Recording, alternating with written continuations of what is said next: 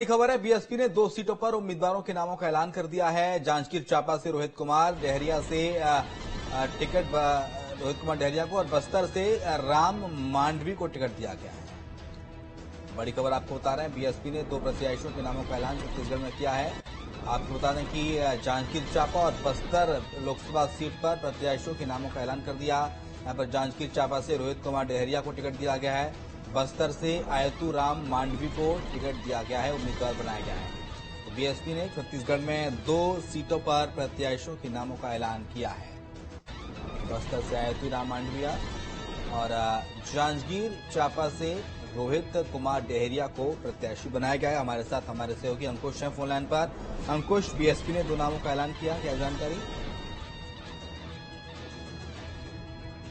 सुबह चुनाव के लिहाज से बहुजन समाजवादी पार्टी जो है वो भी चुनावी मैदान में है और 2 सीटों पर उन्होंने प्रत्याशियों की घोषणा की है। और खबर ये भी है कि बहुत जल्द और भी सूची आएगी जिसमें अलग अलग लोकसभा सीटों पर उनके उम्मीदवार चुनाव लड़ते हुए नजर आएंगे।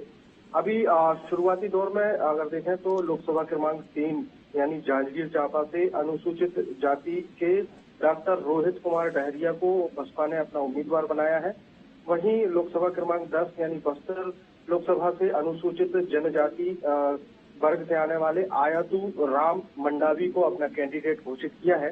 तो बहुजन समाजवादी पार्टी जो है अब यहाँ पर चुनाव लड़ती हुई नजर आ रही है।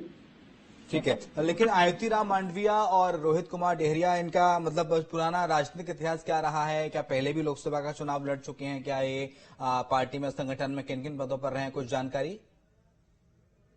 देखिए, बहुजन समाजवादी पार्टी जो है वो लगातार छत्तीसगढ़ में सक्रिय रही है और अगर हम देखें विधानसभा चुनाव में तो विधानसभा चुनाव में 2 से 3 विधायक जो हैं वो भी बहुजन समाजवादी पार्टी से जीतते हुए नजर आते रहे हैं।